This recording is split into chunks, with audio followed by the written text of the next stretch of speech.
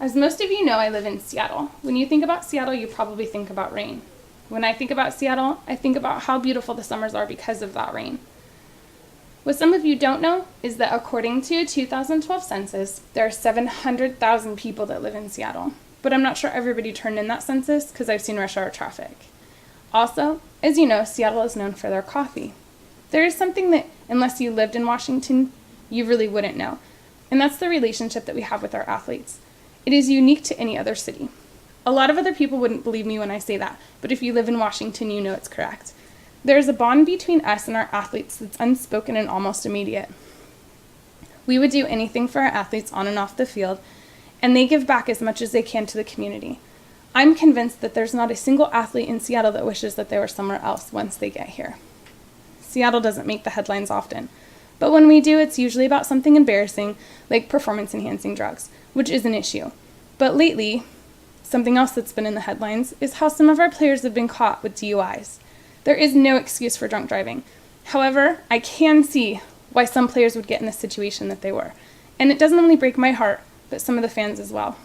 My brother and I are especially sensitive to this subject. We've lost a lot of people over the years to drunk driving.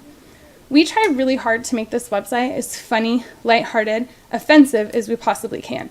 We would like to change your day in a positive way every day. But when this issue came up, we knew that there was something that we had to do, but we just weren't sure what.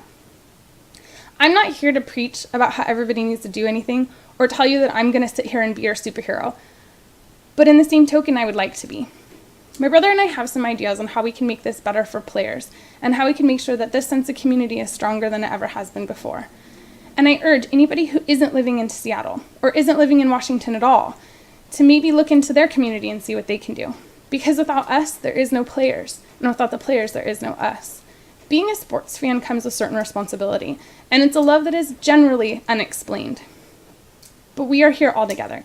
Whether you're a Niner, whether you're a Ravens fan, whether you're a Steelers fan, or whether you're a Seahawks fan, those players are here for us, and we root for them. So I'm sure that there's something that you can do. I also urge you guys to get involved because this place needs to be a happier place for everybody.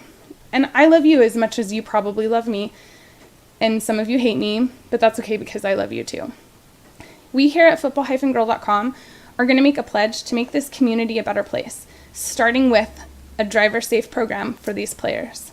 We're not quite sure what we're going to do yet, but this is a PSA telling you that we're going to do something. Thank you so much for tuning in and supporting our website, and I urge you to help.